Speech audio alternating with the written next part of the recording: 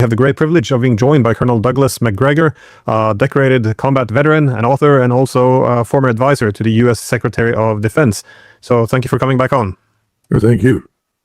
So we appear to be reaching increasingly critical time in the Ukraine war. I think that the latest PR operation of Ukraine turning the tide, it's run out of steam, and reality is setting in. But we see, the Ukrainians aren't really able to intercept any of the Russian missiles anymore. Even the drones are all coming through, and Ukraine is largely now landlocked due to this naval blockade, and many of the very critical front lines are faltering. And again, there's been this gradual escalation throughout this war, but to be honest, the Ukrainian resilience has been kind of impressive, but it has come at a price of throwing all their men into this war and also draining NATO's weapon storages. So where do you see this heading now? Well, if you're part of the what I call the Netanyahu, Zelensky / Trump triumvirate, because they're in a triangular relationship right now, whether they like it or not. I think there is a view that on one side in the West, the European leaders, the globalists that are running the show, want to believe that they're having a big impact on Russia. You had 800 drones that managed to penetrate air defenses and ultimately reach targets in Moscow, Volgograd, and another city and do some damage. It's not so lethal that it's putting Russia at risk of going under by any means, although you'd think so listening to the reports. But these 800 drones were a product of British technology provided to the Ukrainians. They had new engines in them. They could fly further, faster. They came in at about 20 feet above the treetops. By the time Russian radars identified them, it was too late. They'd already flown past. And they reached most of their targets without much difficulty. This is more than just an irritant now for Mr. Putin and his government. There are a lot of Russians who are genuinely angered by the whole process. And, of course, they've been angered for some time and want this war to end, but this, I think, has added fuel to the fire. It's also raised the questions in various people's minds, how much more do the Russians take of this nonsense before they finally strike back at the locations where these drones are manufactured in places like Germany or Britain or France or otherwise. Actually, I don't think anything's coming out of France. It's very significant right now. So that's one dimension. There's another dimension right now that a lot of people aren't watching, and that is the developments certainly down in the southwest. The Russians are now on the outskirts of Zaporizhia. The bridge in Zaporizhia, the one that people pointed to for a long time as being very significant, structurally very sound, is being damaged. It's not being destroyed. But a lot of Russians for a long time have wondered why all the bridges had not been dropped. The argument was, well, we may want to use them on the way back, but that hasn't held up to closer scrutiny given how long everything has taken. But frankly, if there's one thing the Russians can do well, it's throw bridges over rivers. So if this thing turns out to be unusable, I don't think it makes much difference. But what it suggests is that the noose around Odessa has been tightened considerably. And that is, of course, a lifeline for Ukraine, which is already on life support as it is. That means it's dependent entirely on everything that comes to it through Lithuania or primarily Poland. And, of course, Mr. Zelensky's relationships with Warsaw are pretty terrible. The Poles are fed up. They would like to export as many of the Ukrainians as they've got that they can. And at the same time, they're deeply offended by Zelensky's remarks and behavior. Not a good thing for the Ukrainians. I think the population of Ukraine is at least 50% of what it was at the beginning and falling. I'm told there are as many as 10 million so-called old age pensioners. That's not a good sign. And as you pointed out earlier, dragging them into uniform and shipping them east to sit in a trench is a waste of time. Russian forces on the ground are moving very consistently, and I think they'll soon be on the Dnieper River. Of course, I expected that to happen a lot earlier, as did most people. Now, there is an interesting development that's worth mentioning. I'm told by my sources that Gerasimov, that is Colonel General Gerasimov, Chief of the General Staff, will be at the end of his tenure by the middle of September as Chief of the Russian General Staff. A lot of people are wondering what that means. There aren't very many rumors with any substance circulating. But we need to understand that Gerasimov was a key figure in the Prigozhin drama and wanted Prigozhin dead as soon as possible. He subsequently had at least one major general, Russian major general, jailed for effectively challenging him and his conduct of the war. As far as I know, he's alive and still sitting in jail, much to the shame of President Putin, who I think should release the man. I can go back and find out what his name is. But Gerasimov, let's put it this way, is not a particularly popular figure. A lot of people in Russia blame him for the slow, ponderous conduct of the operation. But we have to keep in mind that back in 2021, He was extended for an additional 5 years as chief of the general staff, and he's still there, which means that whatever he's done has been comfortable with Putin's outlook. So the question, what happens now? We had all of these speeches that President Putin gave not long ago, insisting, I want an acceleration of operations. I want more offensive action. Everybody gave him a resounding series of applauses. The question is that really meaningful? One source that I trust said, well, there are a lot of people wondering if Surovikin, who is back from Africa and had a very widely publicized and happy office call with Putin, is now going to come out of the dark, step into the light, and become the next chief of the general staff.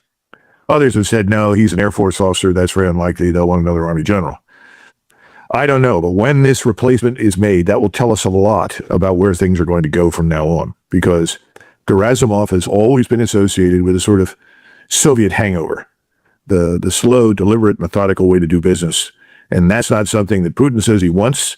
That's not something that the average Russian wants. They want decisive action.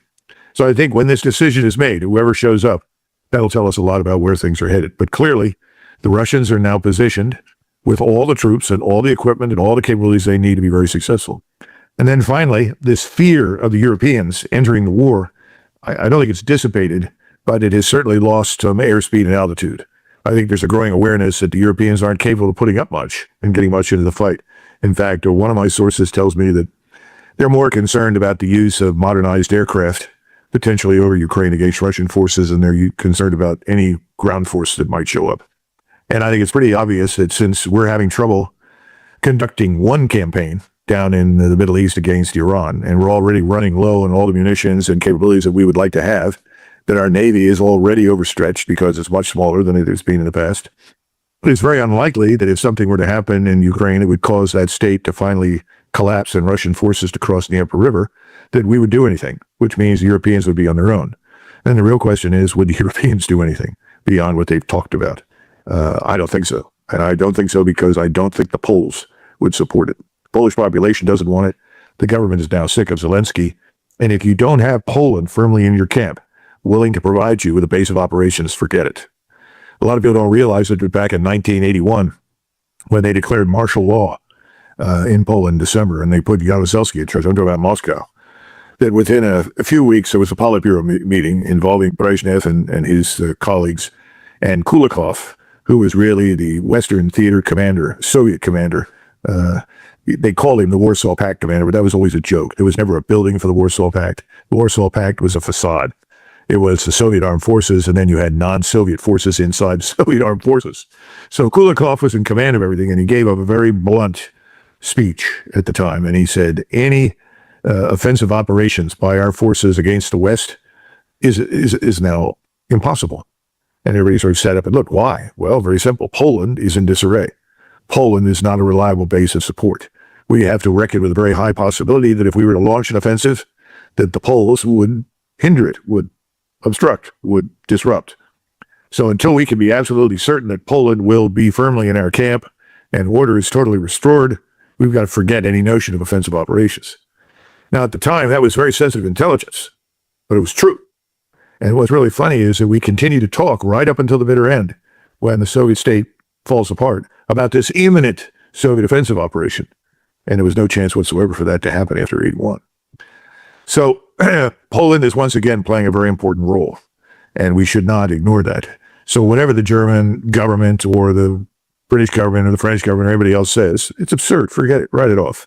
It's not going to happen. I think that's beginning to sink in at high levels for the Russians. So we'll have to see who shows up as the next chief of the general staff. But I would think September would be a very important month. Now, what we don't know is how much rain we're going to get, how muddy and miserable it's going to become. We'll have to wait and see. But as long as the ground is reasonably dry as it is at the moment, they could do a lot in September. Well, if the Russians, first of all, they would like to do some vengeance on the Europeans due to their growing involvement, direct involvement in this war. And as you said, they're also doubting that they would want a direct war with Russia. How do you see this impacting Russia's strategy on the fronts? Because, again, the Surovikin, which they call General Armageddon, obviously he's for a much more aggressive approach. But this also seems to be the growing consensus that the former slow grinding war of attrition should be changed. I'm not sure simply because the war is entering a different phase, but we do see now all these attacks on Ukrainian infrastructure, the bridges, ports, quite brutal attacks on Kyiv itself. We see threats of seizing European ships in response to, them seizing Russian ships. We see the North Koreans possibly entering in a much bigger way in this war. And the Russians are attacking targets which they didn't do before due to collateral damage. And essentially it's becoming much more, I would say, ruthless now. Do you think it's possible that there's a strategic shift where the Russians might be going for a knockout blow towards the end as they see their adversary being weakened? Well, I'm told there are now at least 20,000 North Korean troops in the theater, and there may be more. The North Koreans are anxious to get some combat experience. The Russians are happy to have the additional manpower. But we should also understand that the Russians have a lot of manpower as it is. I mean, their force has grown dramatically, and they are training about 150,000 reserves right now. I do think the Russians smell blood. I think they know that Ukraine is a fatally wounded animal. And they're not so much worried about what the Ukrainians might do as they advance. They're much more worried about the Europeans, obviously, as you point out. But I think the fear that this could result in a larger conflagration is beginning to dissipate. So I think the Russians, who are sick to death of these sort of pinprick operations that have now grown into something more than pinpricks, knife strikes. If you look at the 38% reduction in refining capability and the fact that the Russians had suspended the export of refined oil and, in the form of gasoline, diesel, and other distillates, that suggests there's been an impact. Obviously not on the scale, once again, that the hopeful voices in Washington, London, and Paris and Berlin want to laud. Privately, I think everybody knows it's only a matter of time until Ukraine is dead as a nation state. It's already a zombie. So the question is, what are they going to do next? How much are they willing to do? And I think we're going to find that out with Gerasimov's replacement. That's going to tell us a lot. Because I think it would be wise now if they're going to take serious action to do so. But, we don't know what else is on President Putin's mind. I would, as an American, my view would be, if they do a great deal now, we cannot do much about it. And Trump knows that, I think. Has that entered into his broader strategic calculus? That I can't tell, but I think he's well aware that, we're not in a position to take on the Russian armed forces over a place like Ukraine. We're stretched very thin right now in too many ways in the Persian Gulf and the Indian Ocean. Well, even if the Russians think that NATO countries won't intervene when Ukraine finally begins to collapse, it nonetheless needs, it can't base its strategy on hope. It has to prepare for the possibility of war. Now, we've seen the shift in the nuclear doctrine and all, but do you see any other indications that the Russians are preparing for a possible war with NATO? Because, from what I hear, they're producing a lot of Oreshniks, but we're not seeing them on the front line. They're developing a lot of armored vehicles. We're not seeing them either. Is this for a later stage in Ukraine, or do you think that's intended for us? I don't think it's intended for us, per se. When you say us, you're talking about NATO, I guess. But it will be ready for NATO if NATO decides to intervene. They've always held large forces, well-equipped forces in reserve. I think that's more true now than in the past. I mean, why would you commit the bulk of your capability if you think there's any chance that someone from NATO could intervene? So they've always had their eyes on Moldova, on Poland, the Polish border, Lithuania, and so forth. My point is that I think increasingly they're aware that there's not a great deal that can be done. The Poles are not going to enter this. The Poles, in my judgment, have perhaps the best army in NATO. They're well-trained, well-disciplined, much better than the Western forces. And I think the Poles would fight very effectively. And the president of Poland, Nawrocki, has said, that's not going to happen on my watch. No more Polish soldiers will go into Ukraine. They've got at least 8,000 to 10,000 dead Polish soldiers lying in cemeteries in Poland right now.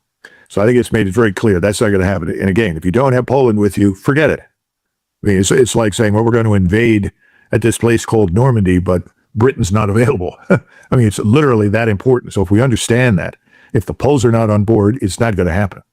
Are you going to try and do it from the Baltic littoral? Well, going into the Baltic is sort of like going into your swimming pool in the backyard. Anything you put in there could easily be detected and sunk. So I don't see that happening. I don't think the Russians see that happening. And as they become more and more convinced of this, the probability of a much more decisive operation becomes inevitable. They're also on the outskirts, have gone in and out in small numbers of Kharkov. But Kharkov is one of these places that can wait. Odessa is far more important. Now, the good news for them is that they've taken it out of the picture from a logistical sustainment standpoint. That's good. But they still want it. It's a Russian-speaking city. And that would probably destroy any hope that remains in the West of any success that Ukraine might try to achieve. Again, but you've got to move forward your air and missile defenses. You've got to build up your capacity logistically so that you can sustain over distance. There are a lot of things that have to be done. I think a lot of that is underway. But if you look at us, for instance, we didn't invest any time at all in thinking through carefully in the Middle East, in the Persian Gulf, the kinds of obstacles that we would confront logistically as well as operationally. As a result, this whole thing is an embarrassment. I mean, I don't know how else to put it. The war has become a huge embarrassment for us, which is one of the reasons that Donald Trump runs around making so many outrageous statements as a compensation for what is obviously clear and unambiguous strategic setback or defeat. Well, in the Middle East, though, Trump tends to use, it seems, these negotiations as a tactic for buying time. And I'm assuming the same approach will be used against Russia. That is, the Europeans now, according to the New York Times, they are noticing that things are not going well.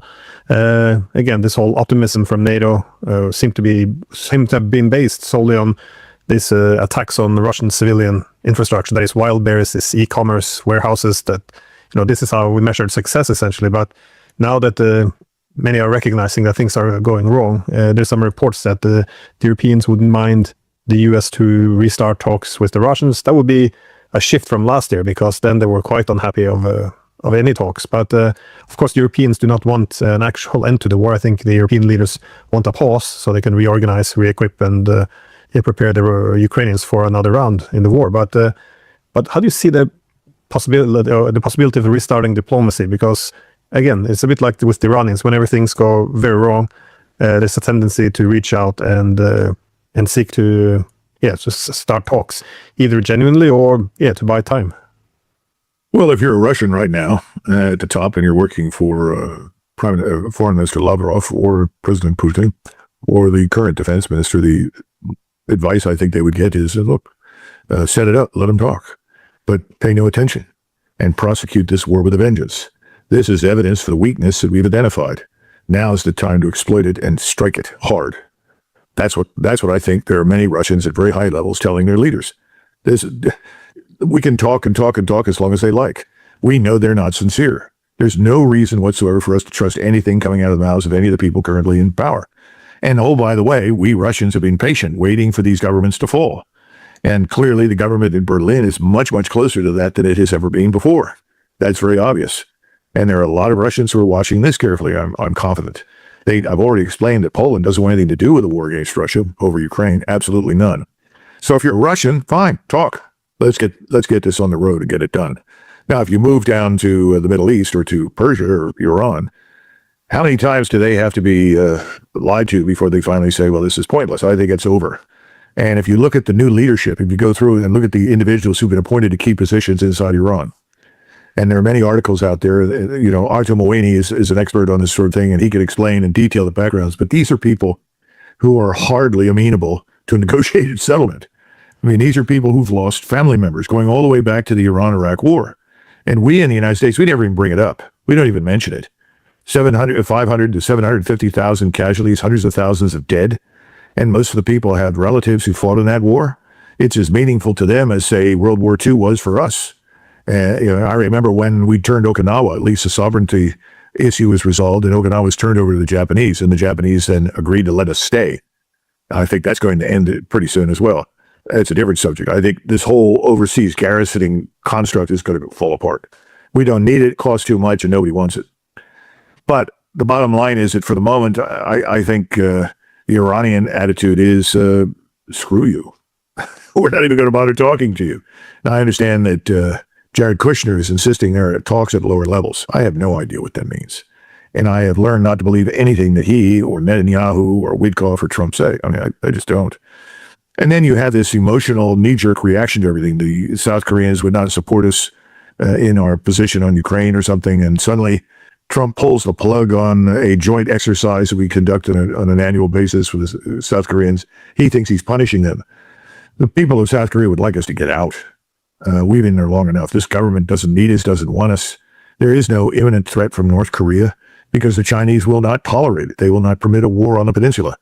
And the Russians aren't going to push it because whatever happens in Asia, they will always defer to Xi, as well they should. So the bottom line is that I don't see any negotiations of any kind making any difference to anybody anymore. And I think an awful lot of that rhetoric is for consumption in the West, consumption at home by people in the United States. I still run into people and say, "Oh, well, Trump, he's playing 4G chess.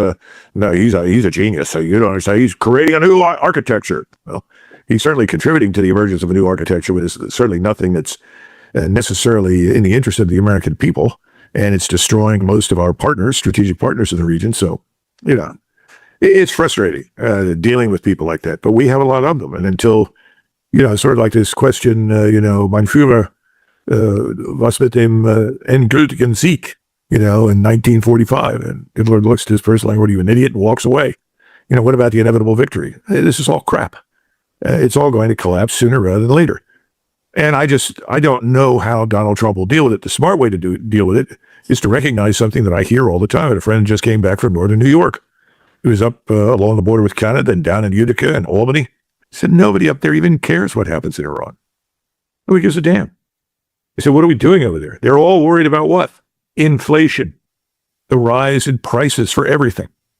And that's a pretty grim outlook. If you look at the markets right now, I think we're going to go up, and there's going to be something similar to what we saw in 29, a dramatic, steep decline. And, the diesel is really hitting Europe really hard now. I mean, I have friends in the Balkans and Hungary and Austria and Germany, and they're telling me, diesel's going through the roof. Diesel keeps everything rolling, as we know. How do you keep the things operating? How do you keep the electricity running for all the trains? And we go on and on and on. Well, here it's not as bad as it is there, but it's getting there. And I don't see how we cope. We now have a 30-year Treasury bond that's selling for over 5%. It's so like 5.2 or 5.3%, something like that. I think the 10-year Treasury bond, which is the thing that everybody watches as the bellwether of real disaster, is up to 4.72 interest. Once that hits 5% interest, we're finished with this sovereign debt. We can't cope. And what's interesting is to watch the interest rates rise and the yields rise.